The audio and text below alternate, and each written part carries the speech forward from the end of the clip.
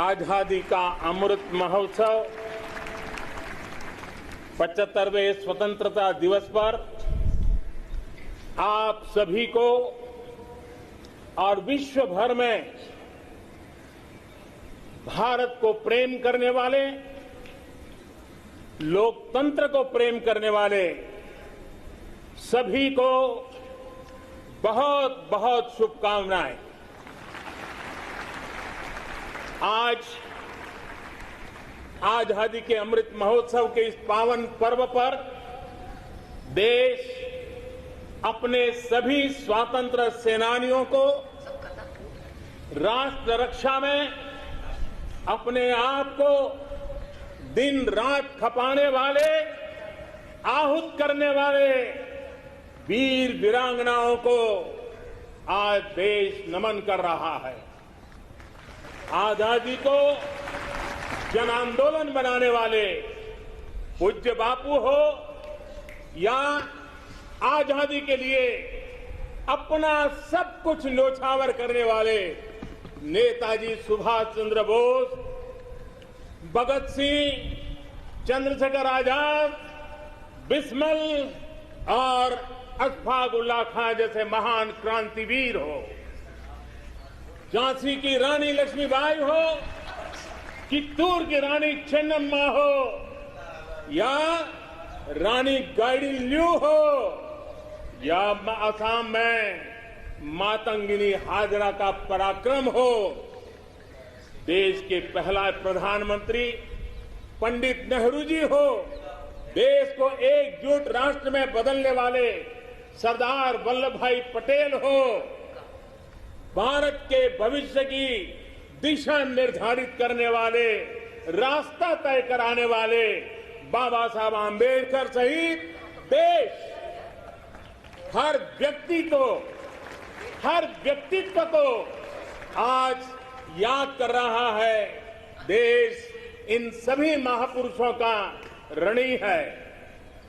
भारत तो बहुरत्ना वसुंधरा है और भारत के हर कोने में, हर कालखंड में अनगिनत लोगों ने, जिसके नाम भी शायद इतिहास की तवारीख में नहीं होंगे, ऐसे अनगिनत लोगों ने इस राष्ट्र को बनाया भी है, आगे बढ़ाया भी है। मैं ऐसे हर व्यक्तित्व का वंदन करता हूं, उनका अभिनंदन करता हूं। भारत ने सदियों तक मातृभूमि, संस्कृति और आजादी के लिए संघर्ष किया है। गुलामी की कसक, आजादी की ललक इस देश ने सदियों तक कभी छोड़ी नहीं। जय पराजय आते रहे, लेकिन मन मंदिर में बसी हुई आजादी की आकांक्षा वो कभी खत्म होने नहीं दी। आज इन सभी संघर्ष के पुरोधा, सदियों के संघर्ष के पुरोधा, उन सबको भी प्रणाम करने का वक्त है और वे प्रणाम के हकदार भी है। कोरोना वैश्विक महामारी, इस महामारी में हमारे डॉक्टर, हमारे नर्सेज, हमारे पैरामेडिकल स्टाफ, हमारे सफाई कर्मी वैक्सीन बनाने में जुटे, हमारे वैज्ञानिक हो, सेवा भावना से जुड़े हुए करोड़ों देशवासियों हो, जिन्होंने इस कोरोना के कालखंड में पल पल जन सेवा में समर्पित किया है, वे भी हम सबके वंदन के अधिकारी हैं। आज भी देश के कुछ इलाकों में बाढ़ है, भूस्खलन के हुए हैं, कुछ पीड़ादायक खबरें भी आती रहती हैं। कई क्षेत्रों में लोगों को जिस मुश्किल बढ़ा दी है, ऐसे समय केंद्र सरकार हो, राज्य सरकारें हो, सब उनके साथ मुस्तैदी के साथ खड़ी हुई है। आज इस आयोजन में, ओलंपिक में भारत के युवा पीढ़ी जिसने भारत का नाम रोशन किया है। ऐसे हमारे एथलीट्स, हमारे खिलाड़ी आज हमारे बीच में हैं। कुछ यहां हैं, कुछ सामने बैठे हैं। मैं आज देशवासियों को, यहां मौजूद है उनको भी, और हिंदुस्तान के कोने कोने में जो इस समारोह में मौजूद है, उन सबको मैं कहता हूं कि हमारे खिलाड़ियों के सम्मान में आइए कुछ पल तालियां बजा करके उनका सम्मान करें। भारत के खेलों का सम्मान, भारत की युवा पीढ़ी का सम्मान, भारत को गौरव दिलाने वाले युवाओं का सम्मान, देश, करोड़ों देशवासी आज तालियों की गड़गड़ाहट के साथ हमारे इन जवानों का, देश की युवा पीढ़ी का गौरव कर रहे हैं, सम्मान कर रहे हैं। एथलीट्स ने विशेष तौर पर हम ये गर्व कर सकते हैं कि उन्होंने हमारा दिल ही नहीं जीता है, लेकिन उन्होंने आने वाली पीढ़ियों को भी, भारत की युवा पीढ़ी को भी प्रेरित करने का बहुत बड़ा काम किया है। मेरे प्यारे देशवासियों, हम आजादी का जश्न मनाते हैं, लेकिन बंटवारे का दर्द आज भी हिंदुस्तान के सीने को छलनी करता है।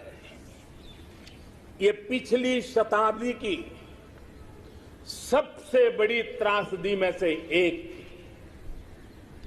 आजादी के बाद इन लोगों को बहुत ही जल्द भुला दिया गया।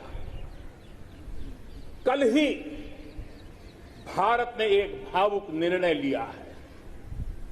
अब से हर वर्ष 14 अगस्त को विभाजन विभीषिका स्मृति दिवस के रूप में याद किया जाएगा।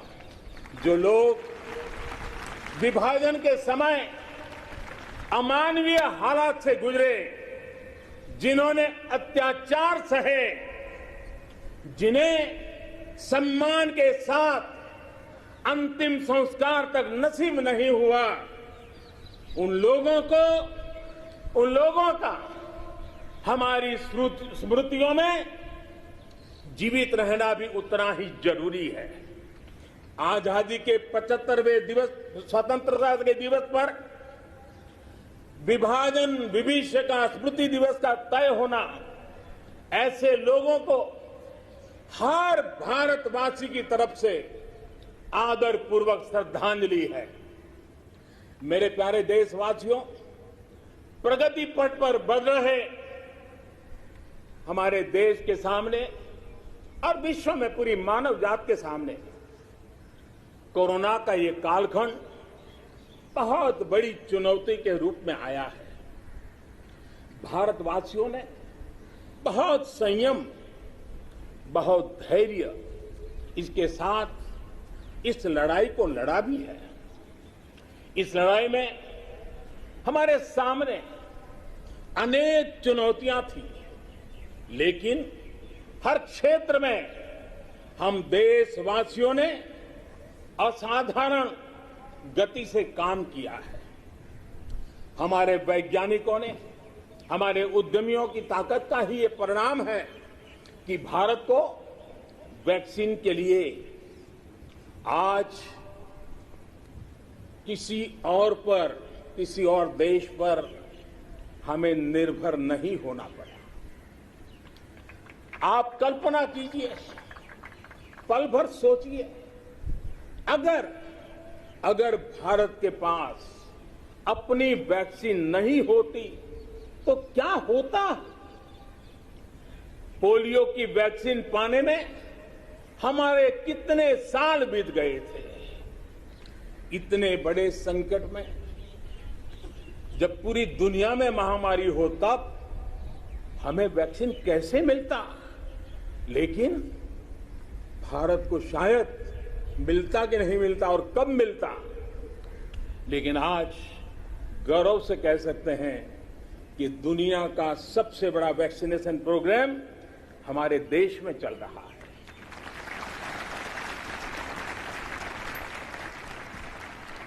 54 करोड़ से लोग, 54 करोड़ से ज्यादा लोग वैक्सीन डोज लगा चुके हैं। कोविन जैसी ऑनलाइन व्यवस्था, डिजिटल सर्टिफिकेट देने की व्यवस्था आज दुनिया को आकर्षित कर रही है। महामारी के समय भारत जिस तरह से 80 करोड़ देशवासियों को महीनों तक लगातार मुफ्त अनाज देकर के उनके गरीब के घर के चूल्हे को जलते रखा है, यह भी दुनिया के लिए एक अचरज भी है और चर्चा का विषय भी है।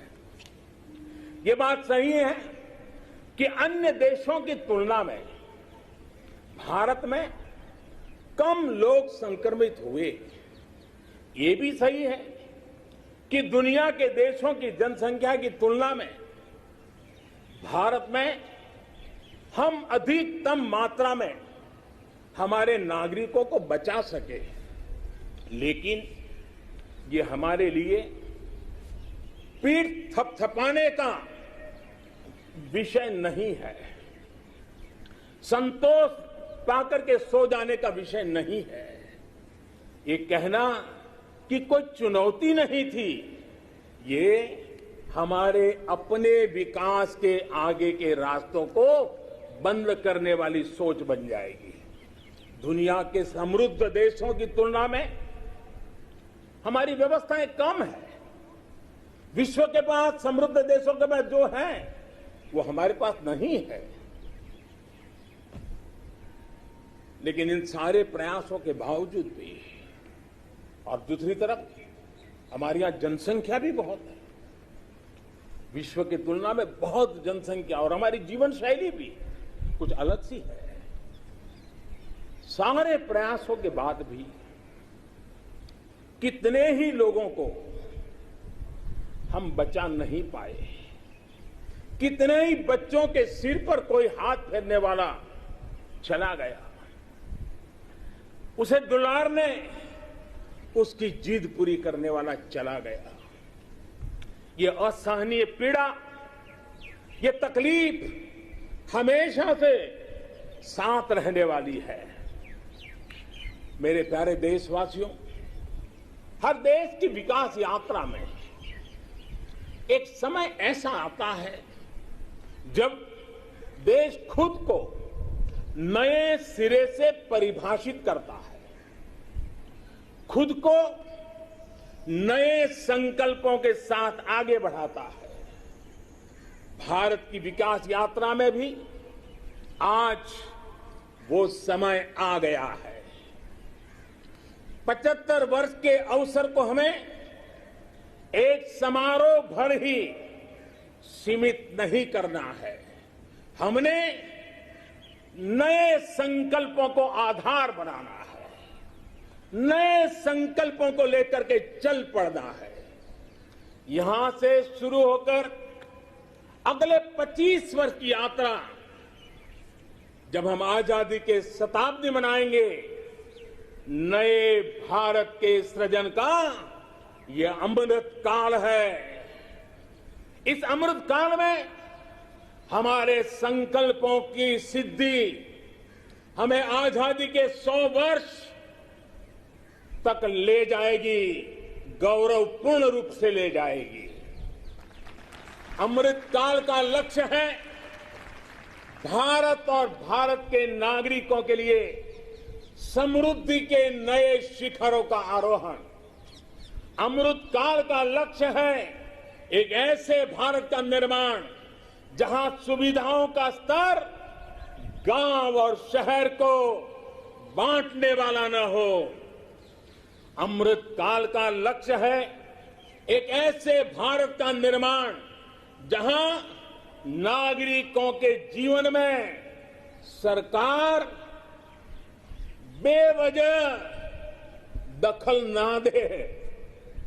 अमृत काल का लक्ष्य है एक ऐसे भारत का निर्माण जहां दुनिया का हर आधुनिक इंफ्रास्ट्रक्चर हो, हम किसी से भी कम न हो। यही कोटि कोटि देशवासियों का संकल्प है। लेकिन संकल्प तब तक अधूरा होता है जब तक संकल्प के साथ परिश्रम और पराकाष्ठा की, परिश्रम और पराक्रम की पराकाष्ठा ना हो। इसलिए हमें हमारे सभी संकल्पों को परिश्रम और पराक्रम की पराकाष्ठा करके सिद्ध करके ही रहना है। और ये सपने, ये संकल्प अपनी सीमाओं के पार सुरक्षित और समृद्ध विश्व के लिए भी प्रभावी योगदान के लिए है। अमृतकाल 25 वर्ष का है, लेकिन हमें अपने लक्ष्यों की प्राप्ति के लिए इतना लंबा इंतजार भी नहीं करना है। हम अभी से जुड़ जाना है। हमारे पास गंवाने के लिए एक पल भी नहीं है। यही समय है, सही समय है। हमारे देश को भी बदलना होगा और हमें एक नागरिक के नाते अपने आप को भी बदलना ही होगा। बदलते हुए युग के अनुकूल हमें भी अपने आप को ढालना होगा। सबका साथ, सबका विकास, सबका विश्वास, इसी श्रद्धा के साथ हम सब जुट चुके हैं। लेकिन आज लाल किले की प्राचीर से आह्वान कर रहा हूं, सबका साथ, सबका विकास, सबका विश्वास और अब सबका प्रयास हमारे हर लक्ष्यों की प्राप्ति के लिए बहुत महत्वपूर्ण है। बीते 7 वर्षों में शुरू हुई अनेक योजनाओं का लाभ करोड़ों गरीबों को उनके घर तक पहुंचा है। उज्ज्वला से लेकर आयुष्मान भारत की ये ताकत आज देश का हर गरीब जानता है। आज सरकारी योजनाओं की गति बढ़ी है, वो निर्धारित लक्ष्यों को प्राप्त कर रही है। पहले की तुलना में हम बहुत तेजी से बहुत आगे बढ़े, लेकिन सिर्फ बात यहां पूरी नहीं होती है। अब हमें सैचुरेशन तक जाता है, पूर्णता तक जाना है। 100% गांवों में सड़कें हो, 100% परिवारों के बैंक अकाउंट हो, 100% लाभार्थी को आयुष्मान भारत का कार्ड हो, 100% पात्र व्यक्तियों को उज्ज्वला योजना और गैस कनेक्शन हो, सरकार की बीमा योजना हो, पेंशन योजना हो, आवास योजना से हमें हर उस व्यक्ति को जोड़ना है जो उसके हकदार है। 100% का मूड बना के चलना है। आज तक हमारे यहां कभी उन साथियों के बारे में नहीं सोचा गया जो रेहड़ी लगाते हैं, पटरी पर बैठकर, फुटपाथ पर बैठकर सामान बेचते हैं, ठेला चलाते हैं, हम इन साथियों को स्वनिधि योजना के जरिए बैंकिंग व्यवस्था से जोड़ा जा रहा है। जैसे हमने बिजली 100% घरों तक पहुंचाई, जैसे हमने 100% घरों में शौचालय के निर्माण का प्रामाणिक प्रयास किया, वैसे ही हमें अब योजनाओं के सैचुरेशन का लक्ष्य लेकर के आगे बढ़ना है। और इसके लिए हमें समय सीमा बहुत दूर नहीं रखनी है। हमें कुछ ही वर्षों में अपने संकल्पों को साकार करना है। देश आज हर घर जल मिशन को लेकर के तेजी से काम कर रहा है।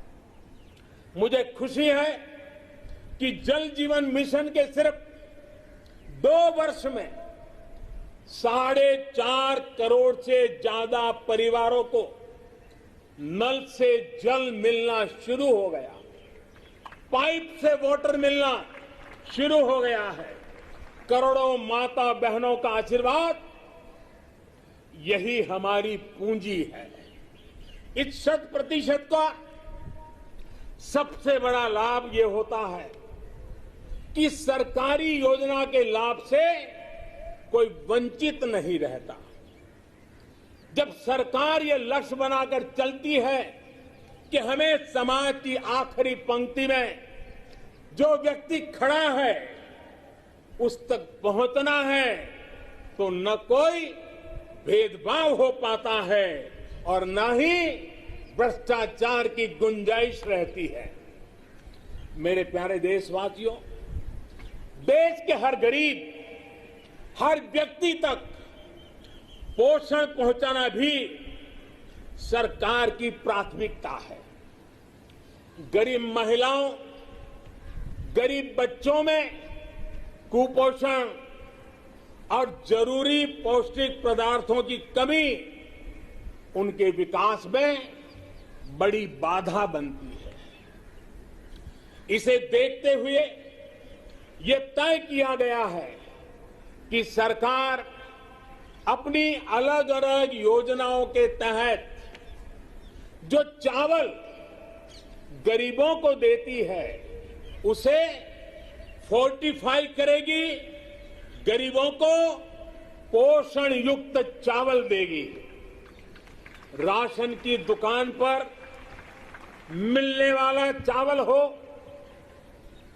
मिड डे मील में बालकों को मिलने वाला चावल हो, वर्ष 2024 तक हर योजना के माध्यम से मिलने वाला चावल फोर्टिफाई कर दिया जाएगा।